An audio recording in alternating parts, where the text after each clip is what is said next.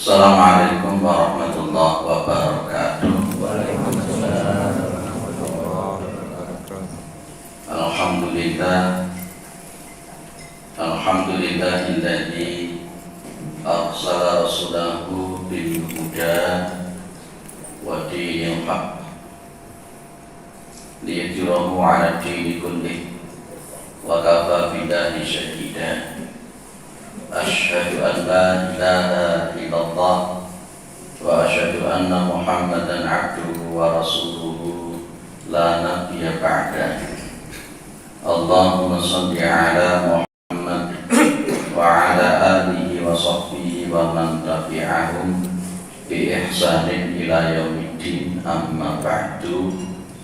Kita bersyukur kepada Allah Subhanahu wa ta'ala atas segala nikmat yang diberikan oleh Allah kepada kita semua, terutama sampai pada pagi hari ini kita masih diberikan kekuatan iman dan Islam, kita masih diberikan kesehatan serta kesempatan sehingga kita masih bisa melaksanakan kewajiban kita sholat subuh berjamaah, dan kita lanjutkan dengan mengkaji agama Allah Subhanahu wa ta'ala. Mudah-mudahan kesempatan semacam ini senantiasa diberikan oleh Allah kepada kita semua sampai nanti kita menghadap kepada Allah yang tentunya dalam posisi husnul khatimah. Salawat salam tetap terlimpahkan kepada Rasulullah Muhammad sallallahu alaihi wasallam sebagai khatamil anbiya wal mursalin, penutup para nabi dan rasul, yang tidak ada nabi lagi sesudah Nabi Muhammad sallallahu alaihi wasallam. Baik, kita lanjut. Kalau sebelumnya kita bahas tentang masalah mahabbah, ya, tauhid di dalam cinta, sekarang kita akan berbicara tentang tauhid di dalam khauf, tauhid di dalam rasa takut. Gandengannya mahabbah dengan khauf. Nanti ada roja, nanti ada al-hayat dan seterusnya. Itu surah Ali Imran ayat 175. Kalau jangan lihat itu 115 itu ayatnya keliru ya. Jadi kalau jenengan itu lihat nanti 175. Innama dzalikumus syaitanu yukhawifu awliya'ah. Ya, sesungguhnya yang demikian itu syaitan. Yukhawifu, menakut-nakuti. Menakut-nakuti siapa? Awliya'ahu, konco-konconya, teman-temannya, keroco-keroconya. Jadi seringkali kita itu memang oleh syaitan diberi was-was, diberikan rasa takut. Contoh seperti ini. Pas ketika ada orang itu jualan di pasar pada waktu subuh, syaitannya bilang sama orang itu, wis gak usah salat subuh, engko lek salat subuh engko langgananmu ilang kabeh, nanti pelangganmu hilang semua. Akhirnya orang itu takut kalau pelanggannya hilang dan akhirnya nggak sholat subuh. Pas ketika mengerjakan sesuatu lembur, syaitannya bisikin lagi, nanti kalau kamu nggak lembur, nanti pekerjaanmu nggak selesai. Kalau pekerjaanmu nggak selesai kan begini. Wis gak usah sholat di masjid. Nah itu diantara was-was, bisikan-bisikan. Makanya memang namanya syaitan itu disebut oleh Allah dengan khannas. Khannas yuwaswisu fi sudurin nas. Jadi al-khannas, namanya saja al-khannas. Al-khannas itu kalau dalam bahasanya itu maju mundur, datang pergi. Syaitan dia seringkali untuk memberikan rasa takut kepada manusia yang rasa takut itu tidak beralasan dan malah justru kemudian menjerumuskan seseorang kepada kesyirikan kepada Allah. Ya, kadang-kala kita itu takut sesuatu yang takut yang sebenarnya tidak harus kita takuti.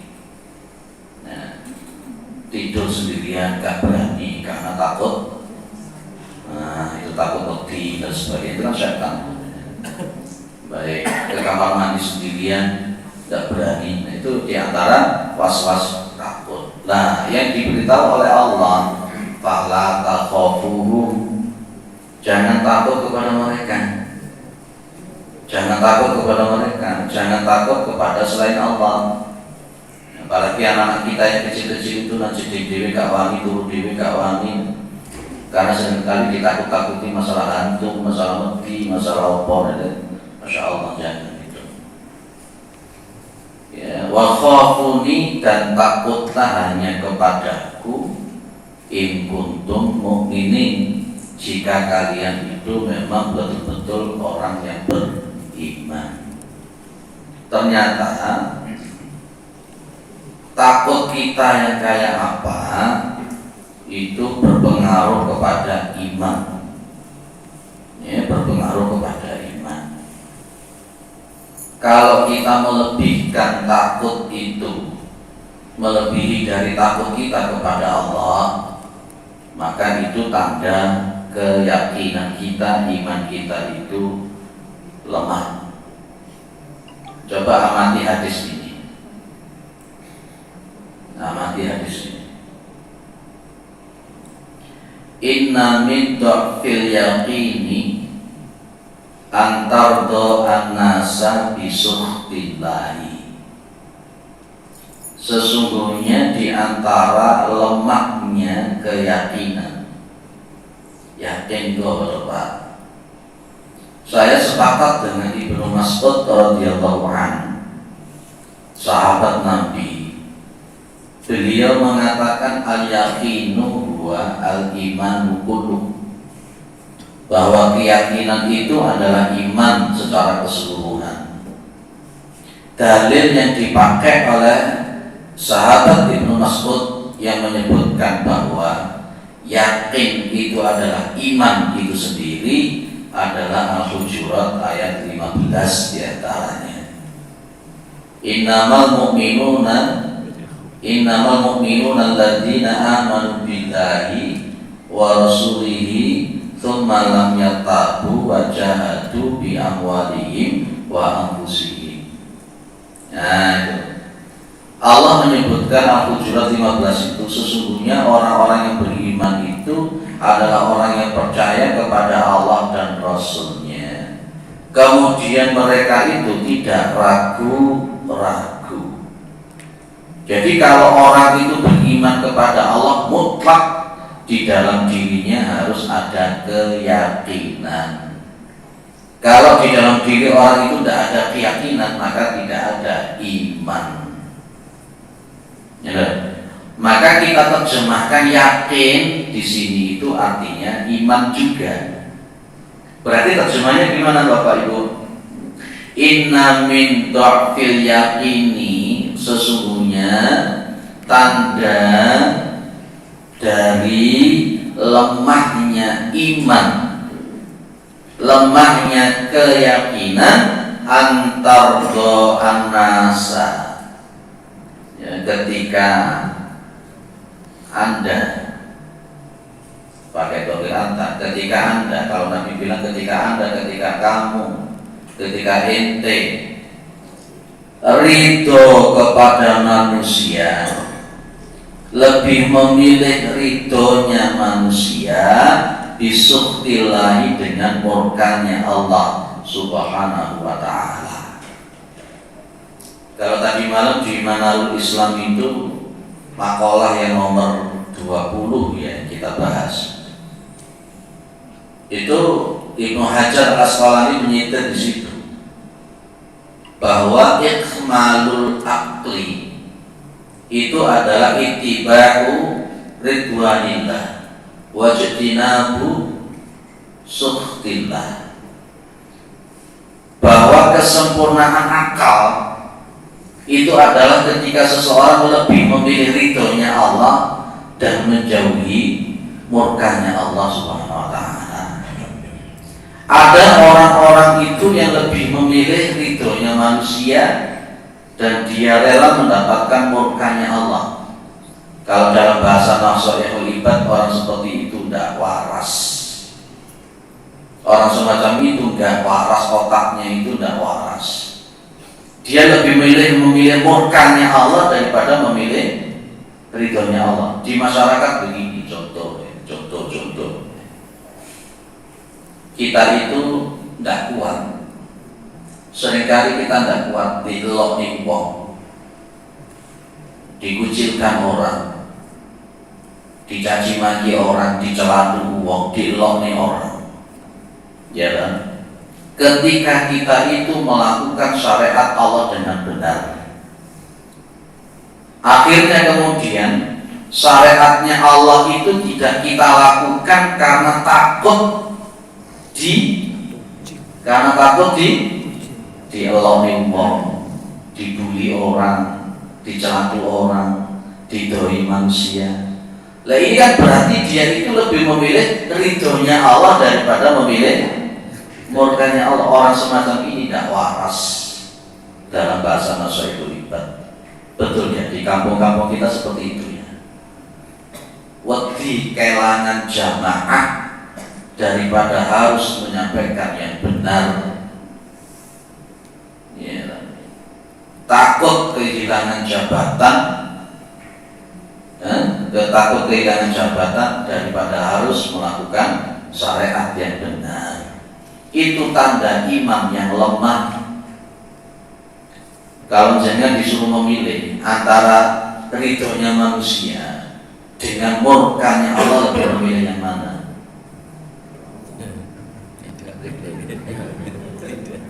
Saya tak jawab sih tenang. Kalau jangan disuruh memilih ridhonya manusia dengan murkanya Allah, lebih memilih mana?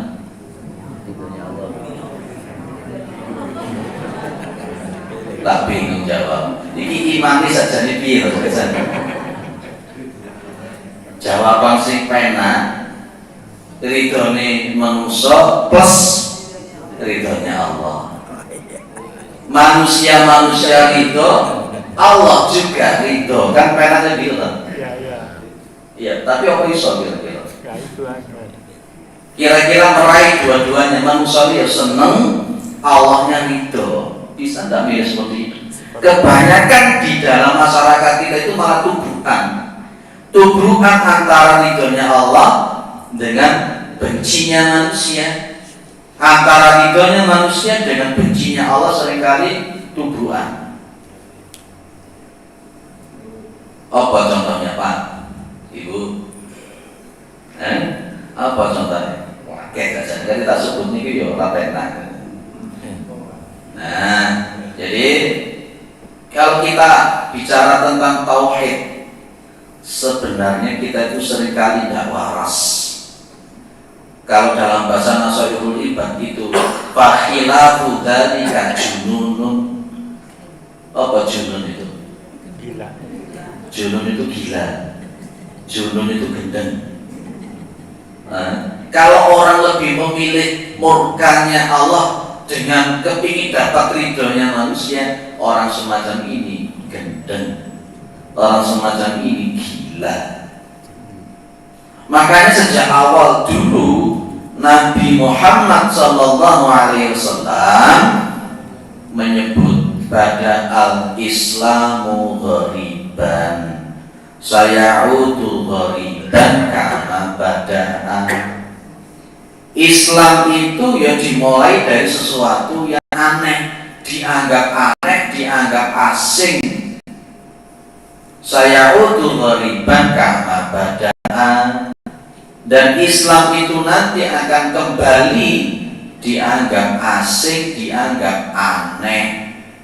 Tapi Nabi kemudian mengatakan tubalil ghuraba, beruntung orang-orang yang dianggap aneh, beruntung orang-orang yang dianggap asing. Lah kadang-kala kita itu dianggap aneh, itu tidak kuat. Akhirnya nggak kepingin jadi aneh seorang sosok karena memang memilih ridhonya Allah daripada memilih ridhonya manusia. Lebih memilih ridhonya manusia daripada memilih ridhonya Allah. Nah, mau melakukan sunnah saja wedi. Aku gak wani jenggoten. Apa wedi orang radikal. Mulai itu. Jadi ada semacam itu. Nanti di kampung di masyarakat akan begitu. Clear ya? Nah, Bapak Ibu yang dimuliakan oleh Allah, otomatis di sini ini kita harus paham mana yang diridhoi oleh Allah, mana yang dimurkai oleh Allah. Harus paham di situ. Jangan sesuatu yang sebenarnya itu dimurkai oleh Allah tapi kita balik menjadi sesuatu yang diridhoi oleh Allah. Disinilah pentingnya ilmu. Makanya tadi malam saya beritahukan di Manarul Islam itu, kalau orang itu waras akalnya, dia akan lebih memilih alim daripada jahil. Alim itu ngerti, jahil itu bodoh. Kalau orang itu senang, enjoy dengan keadaan jahilnya, terima begitu saja dengan kebodohan dirinya tentang masalah agama, itu artinya otaknya tidak waras. Bapak, masa disunting otak tidak waras apa-apa. Nah, masuk YouTube ini nanti ya. Tadi itu sudah diwakil, tapi tidak apa-apa. Ya itulah kita berani sampaikan yang benar. Clear ya Pak? Tak ulang mana pertanyaan saya. Jangan jawab yang dua-duanya tadi. Lebih memilih mana, ridhonya Allah atau murkanya Allah? Ridhonya Allah. Lebih milih mana, ridhonya manusia dan murkanya Allah? Masih turun saja waktunya. Nah itu artinya jenengan belum bisa meninggalkan kebiasaan-kebiasaan yang sebenarnya kebiasaan yang di masyarakat itu tidak disukai oleh Allah. Hanya gara-gara takut wedi sama manusia. Duwe gawe, kate mantu, ya, kate gak dihitung-hitung wedi. Mau buat gawe pada waktu bulan Muharram, wedi. Lah aku lagi gawe Muharram, gawe punya gawe. Aku kok dirasani ngalor ngidul macam-macam. Daripada dirasani ngalor ngidul terus aku tak, loh kan. Akhirnya syariatnya itu hilang, tauhidnya itu hilang hanya gara-gara wedi seperti itu. Wes. Nah, lanjut ya. Tanda lemahnya iman yang berikutnya itu antahmadahum ala rizqillahi. Ketika engkau memuji manusia, makhluk, ala rizqillah, atas rizkinya Allah subhanahu wa ta'ala. Karakter dasarnya manusia itu tidak pandai bersyukur. Ketika dia mendapatkan nikmat rezeki, itu yang kelihatan itu adalah makhluk, bukan Allahnya. Paham maksud saya ini Pak? Contohnya Qarun itu kalau diabadikan di dalam Al-Quran, Qarun itu ya sugih, Qarun itu kaya, ya, luar biasa Qarun. Ketika ditanya dan dipuji oleh masyarakatnya, Qarun itu hanya mengatakan innama utituhu ala ilmin indi. Saya bisa kaya, saya bisa sukses karena saya punya ilmu. Sehingga kok ilmunya bukan Allahnya. Itu tanda iman yang lemah. Anakmu pinter, rangi terus ya. Siapa dulu bapaknya? Siapa dulu ibunya? Loh kan. Ini Rasulullah ingin menekankan bahwa apapun rezeki nikmat yang datang kepada kita itu Yang tampak jangan ilmunya, jangan skillnya, tapi yang tampak adalah Allah Subhanahu wa Ta'ala. Jangan seperti kau. Awakmu kok duitnya akeh, iyalah wong aku kerja. Sikil dadi rai-rai dadi sikil, makanya aku sugih. Syirik. Banyak orang-orang itu yang kerja siang malam nggak dapat apa-apa itu. Makanya jenengan kan paham dong namanya kalimat la haula wala quwwata illa billah. Itu kan tauhid loh sebenarnya. Tapi seringkali di dalam kehidupan kita lebih memuji manusia, makhluk ketika kita mendapatkan sesuatu nikmat, Allahnya lupa. Aku sugih karena aku duwe ilmu, aku S1, S2, S3, S4, Masya Allah, Allahnya hilang. Syirik itu pada begitu. Maka kaidah yang pernah kita sampaikan di sini bunyinya begini kan, ma yakunu billahi la yakunu, wa ma la yakunu lillahi la yanfa'u wa la yadumu. Sesuatu yang itu tidak atas izin Allah tidak akan pernah terjadi, dan sesuatu itu ketika tidak dengan karena Allah, maka dia tidak akan punya manfaat dan tidak akan kekal. Hati-hati Pak, hati-hati. Kita seringkali lupa, nggak eling sama Gusti Allah Subhanahu wa Ta'ala tentang masalah apa-apa yang sudah kita nikmati. Bapak Ibu, saya kembangkan sedikit perkenaan dengan antahmadahu ala rizqillahi. Jenengan kembangkan di surat An-Nasr. Surat An-Nasr ayat yang terakhir itu ada bunyi fasabbih bihamdi rabbika wastaghfir innahu kana tawwaba. Nah, surat An-Nasr itu berbicara tentang kesuksesan Kanjeng Nabi di dalam menaklukkan kota Mekah. Dan banyak orang-orang yang kemudian masuk ke dalam Islam. Yadkhuluna fi dinillahi afwaja. Yang menarik di ayat yang terakhir itu Kanjeng Nabi disuruh tasbih, disuruh tahmid, dan disuruh istighfar. Jenengan tak takoni apa hubungannya sukses dengan istighfar. Kalau jenengan sukses biasanya sih diomongin alhamdulillah. Tidak pernah ketika kita sukses kita mengucapkan astagfirullah. Tapi Kanjeng Nabi diperintahkan oleh Allah. Walaupun memang kalau di dalam tafsir Ibnu Abbas menyebut itu tanda wafatnya Nabi sudah dekat. Tapi kalau al-ibratu bi umumil lafzi wa bi khususi sabab, perlu ada pertanyaan besar, kenapa Nabi Muhammad sukses malah disuruh istighfar? Sebenarnya di situ ada sebuah isyarat buat kita. Kebanyakan orang itu kalau sukses orang eling. Kebanyakan kalau orang itu sukses yang tampak duduk Gusti Allahnya, tapi yang tampak apanya? Akunya, egonya, iki lho aku iso sugih ya krana ngene itu. Ini lemahnya iman itu seperti itu. Bangun masjid ngomong, duduk krana aku masjid iki gak dadi, Masya Allah. Leka krana aku masjid ini gak makmur, Masya Allah. Hal-hal yang semacam ini loh Pak, itu yang disebut oleh Rasulullah lemah imannya. Maka orang Islam itu berkenaan dengan sukses, berkenaan dengan keberhasilan, bilanglah biidznillah, dengan izin Allah.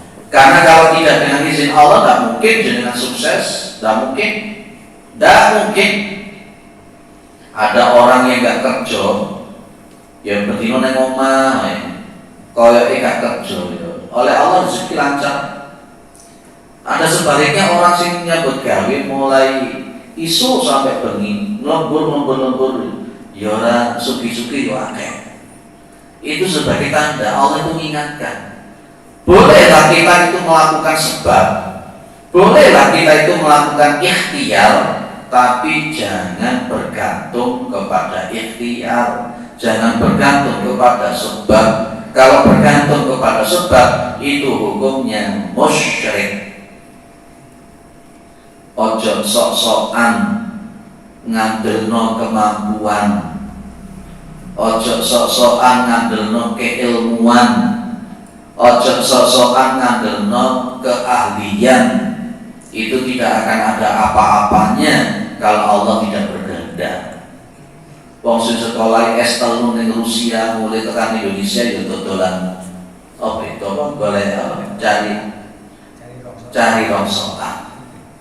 S3-nya di mana? Rusia, Pak.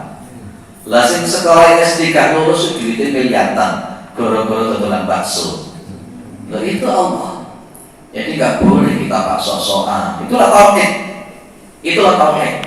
Ya, itulah tauhid. Apalagi tandanya orang yang imannya lemah. Wa anta dummahum ala ma lam yu'tikallah. Tandanya iman yang lemah, tandanya keyakinan yang lemah ketika engkau itu mencela mereka makhluk. Ketika ala ma lam yu'tikallah, atas apa-apa yang Allah tidak memberikan kepada engkau. Loh, itu kan berarti kan dia tidak paham tentang takdir, al-qadir dan al-muqtadirnya Allah. Dalam Asmaul Husna itu ada al-qadir, al-muqtadir. Kalau dia itu kemudian tidak ridho dengan sesuatu yang tidak dia dapatkan, dia muring-muring emosional, berarti dia tidak paham dengan qadirnya Allah. Dia tidak paham dengan al-muqtadirnya Allah. Kalau orang-orang yang arif, saya kembangkan sedikit, kemarin saya bahas di Masjid Sabili Salam sama ibu-ibu itu, Masjid Tadi Mokot sampai lari. Saya bilang begini, sesuatu yang kita kepada Allah dan kemudian oleh Allah itu belum diberikan dan ditunda, justru penundaan pemberian Allah itulah sejatinya pemberian yang diberikan oleh Allah kepada kita yang terbaik. Kita minta uang, ya Allah saya minta uang 1 miliar, sama Allah tidak diberi, ditunda. Penundaan Allah tentang uang yang 1 miliar itulah hakikat pemberian Allah yang terbaik untuk jenengan. Terpahami maksud saya kita? Tapi justru kita, bagi kita yang tidak arif tentang afalnya Allah, ketika doa kita itu ditunda, tidak diberikan oleh Allah, seolah-olah menuduh Allah itu gak ngekei. Padahal penundaan itu ya pemberian.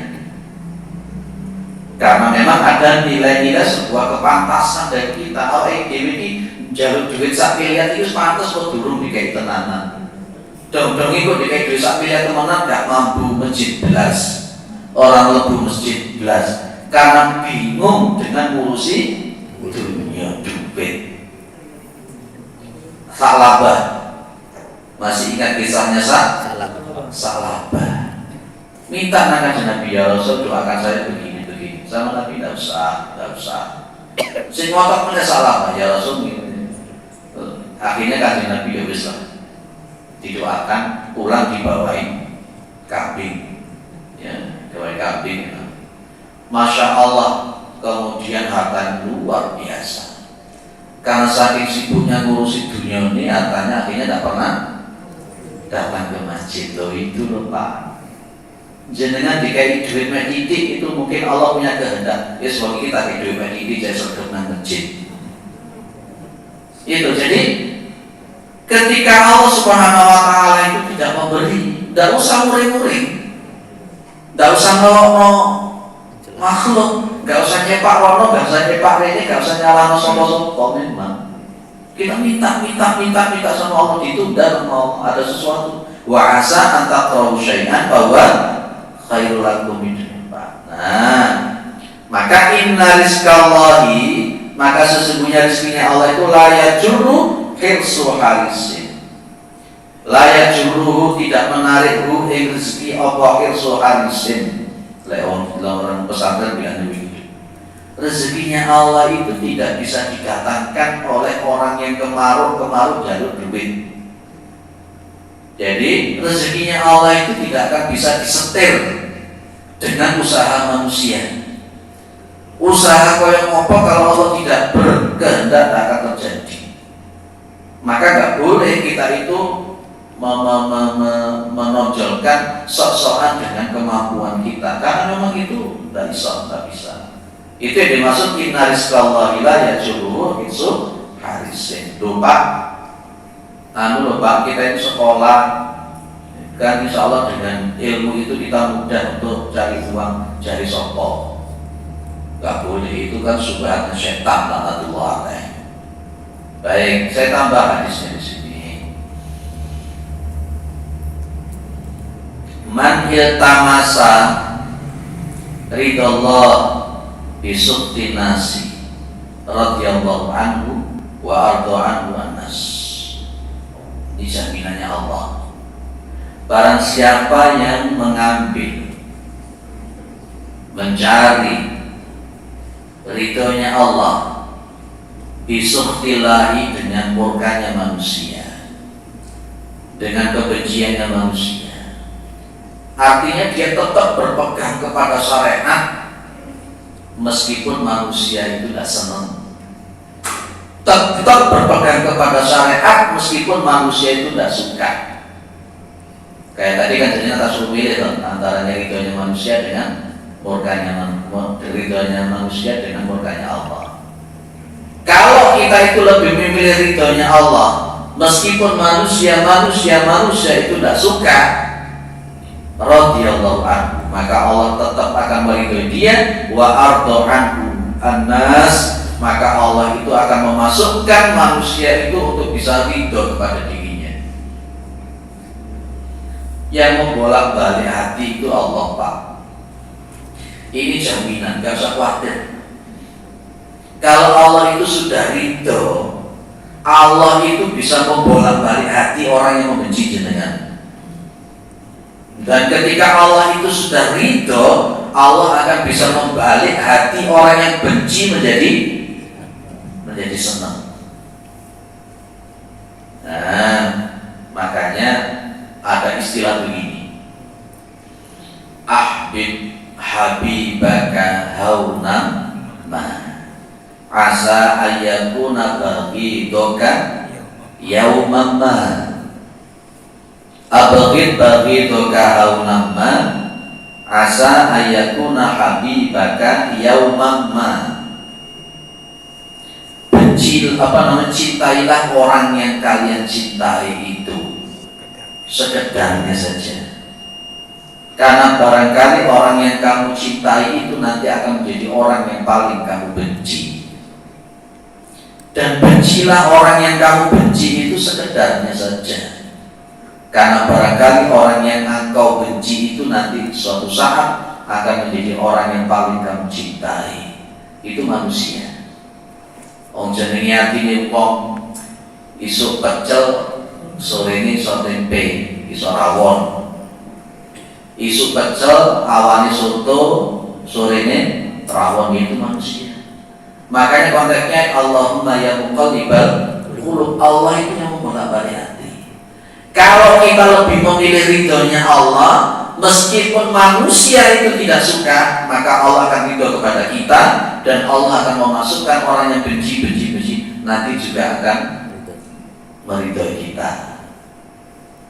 Makanya Nabi sejak awal sudah pesan, kalau kita memegang syariat dengan lurus, itu kal qabid al jamr, memegang seperti memegang barang api.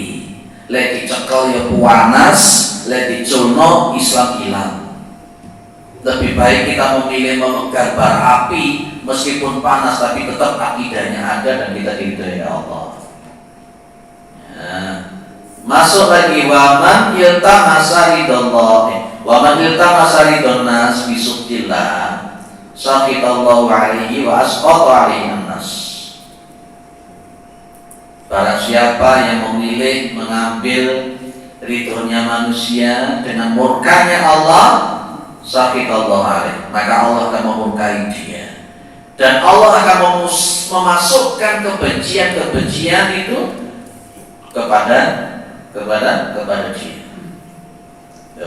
Makanya orang-orang yang penjilat terhadap manusia lebih memilih ridhonya manusia dari murkanya Allah. Nanti oleh Allah itu akan dikeruhkan, akan diruwetkan, dan mereka akan saling benci di situ. Lihat saja, saya kira cukup ya. Maka ini nanti kembangkan sendiri dengan di Taubah ayat 18. Innama ya'muru masajidallahi man amana billahi man amana billahi wal yaumil akhir wa aqamas sholata wa ataz zakah. Yang menarik ada kalimat walam yakhsha illallah. Lo apa hubungannya? Di sini kan bunyinya begitu. Sesungguhnya yang memakmurkan, sesungguhnya orang-orang yang memakmurkan masjid-masjidnya Allah itu adalah orang yang beriman kepada Allah, hari akhir, dan mendirikan sholat dan menunaikan zakat. Lah kok tiba-tiba muncul walam yakhsha? Dan mungkin orang itu dia beriman kepada Allah hari akhir, mendirikan sholat atau menunaikan zakat kalau di dalam dirinya tidak ada rasa takut kepada Allah, walaupun berapa persen lah takutnya itu. Jadi yang memakmurkan masjid itu ya orang-orang yang takut kepada Allah seharusnya. Tapi di akhir zaman kata Nabi, nanti memang masjidnya manusia muslim ini ramai. Wa masajiduhum amiratun wa hiya khurabun minal huda. Di akhir zaman nanti masjid-masjidnya orang Islam itu ramai, Pak. Ramainya itu tapi jauh dari petunjuknya Allah Subhanahu wa taala. Ramainya itu bukan ramai karena petunjuk hidayah Allah, tapi ramainya karena faktor duniawi, faktor apa dan sebagainya. Mendekati tahun 2024 nanti jenengan akan semakin melihat. Ya, sing biasa gak tahu jilbaban, engko akhirnya jilbaban. Sing biasanya gak tahu mlebu masjid, akhirnya mlebu masjid kayak kapannya dan sebagainya. Mendekati tahun 2024. Engko lek wis dadi gak tahu mlebu masjid meneh. Lek wis dadi jilbabe dicepot meneh. Engko dong-donge lek pamane pas gak dadi kapete sing dikekno nang masjid dijaluk meneh. Ada yang terjadi begitu ya Pak ya? Ada. Partai dikeno, begitu kan tapi dijual oleh astagfirullah. Itulah masjidnya orang Islam nanti ramainya bukan ramai dengan hidayah, tapi ramainya semua. Saya nggak nyemoni sing mau mencalonkan. Ada di masjid A itu. Durungnya tadi, Surga penuh nama cita dulu ya Allah, memang ngaji ada. Begitu tadi Allah, ya Allah, nauzubillah min. Cukup ada yang didiskusikan ngobrol. Karena alhamdulillah berarti sudah paham 100%. Ibu, ada Bu? Iya Pak, monggo. Di dalam Al-Quran itu perintah takut itu ada dua, takut kepada siksa dan takut kepada Allah. Nah ini bedanya apa sih? Baik, takut itu unsur daripada ketakwaan, ya. Sementara kata takwa itu mempunyai makna wiqayah. Wiqayah itu berarti menjaga diri dari sesuatu yang tidak baik. Kalau ada kalimat umpamanya fattaqullaha, maka berarti terjemahnya jagalah diri kamu dari hal-hal yang Allah murkai gitu. Kalau fattaqun nar allati waquduhan nasu wal hijarah uiddat lil kafirin, berarti jagalah diri kamu dari azabnya api neraka. Kalau kita takut kepada Allah Subhanahu wa taala, bedakan antara ketakutan kita kepada makhluk tertentu. Kalau kita takut kepada ular umpamanya, sesungguhnya kita akan menjauhi ular. Tapi kalau kita takut kepada Allah, bukan malah menjauhi Allah, tapi justru kita harus malah mendekat kepada Allah Subhanahu wa Ta'ala. Jadi nanti ada khauf atau bi'i. Khauf atau bi'i. Contoh khauf atau bi'i itu. Nah, memang namanya tobi itu dari ranah tabiat manusia. Kalau yang semacam ini boleh. Nabi Musa itu pas ketika baru diangkat jadi nabi, Allah menyuruh untuk melemparkan tongkat. Begitu dilempar jebret, berubah jadi ular. Lah dilalah, kok dilalah, kok dilalah. Kemudian begitu namanya tongkat itu jadi ular, Nabi Musa lari kan, takut. Nah ini namanya khauf tabi'i. Boleh kalau model begini. Secara tabi'iyah manusia itu mesti wedi lagi obong, dimasukkan neraka, disiksa macam-macam. Secara tabi'iyah otomatis dia takut. Kalau dia tidak takut neraka itu berarti tidak waras itu. Nah itu bedanya di situ Pak. Jadi kita takut kepada Allah jangan dimentionkan Allah itu medeni macam-macam enggak. Ya, takut dalam posisinya takut dengan siksaan Allah karena Allah itu syadidul iqab. Karena Allah itu syadidul adab. Itu perbedaannya semacam itu. Sehingga makna ranah takut di sini nanti masuk ranah wiqayah. Ittaqa yattaqi wiqayatan, yaitu menjaga diri dari hal. Kalau kita takut sama Allah, berarti kita menjaga diri kita dari hal-hal yang dimurkai oleh Allah. Sehingga nanti kalau Allah sudah murka, Allah akan melemparkan kita ke dalam nerakanya Allah. Nah itu. Oke. Kalau takut sama hantu itu tabi'i atau enggak? Takut sama hantu itu tabi'i atau bukan? Kalau saya mengatakan takut sama hantu itu sudah akidah. Sudah akidah. Hantu itu kan tidak ada. Yang ada kan jin. Dan yang muncul di dalam hadapan kita itu kan bayangan-bayangan yang ada di otak kita itu. Sebenarnya kalau kita memang otak kita bertauhid dan seterusnya tidak ada. Di Amerika itu tidak ada pocongan, tidak ada kuntilanak. Kenapa bisa begitu? Kenapa adanya di Indonesia? Ya karena nanti mereka itu jin itu ketika menghantui kita akan berbentuk seperti yang kita bayangkan. Nanti jinnya kalau di Amerika kalau bayang pocong, mungkin nanti di sana kan ada pocongan juga. Itu sebenarnya dibentuk oleh. Makanya Nabi Muhammad SAW itu pernah memberitahu kepada kita kalau menempati sesuatu tempat dan mungkin secara tabi'i kita itu ada takut, maka bacanya Nabi apa? A'udzu bikalimatillahi at-tammah min syarri ma khalaq. Itu kan khauf tabi'i namanya Pak. Tapi kalau sudah khauf secara akidah yang kita bahas seperti ini, nah itu yang syirik. Itu yang syirik. Jadi jangan sampai menempatkan sesuatu yang seharusnya kita tidak takut menjadi takut sehingga kemudian melemahkan iman dan keyakinan kita. Itu Pak maksud saya. Ada tambahan lagi? Iya Pak. Bisa nggak kita bedakan was-was yang perlu diwaswasi dan was-was yang tidak perlu diwaswasi? Bisa nggak kita membedakan ini mesti was-was tidak perlu was-was? Baik. Ada 3 macam Pak. Was-was ada 3 macam. Nanti arahnya kepada was-was yang berasal dari nafsu. Ada was-was yang berasal dari syaitan. Dan ada ilham. Ilham yang diberikan oleh malaikat kepada diri kita. Yang perlu kita bedakan, kalau yang namanya was-was itu lebih cenderung ragu-ragu.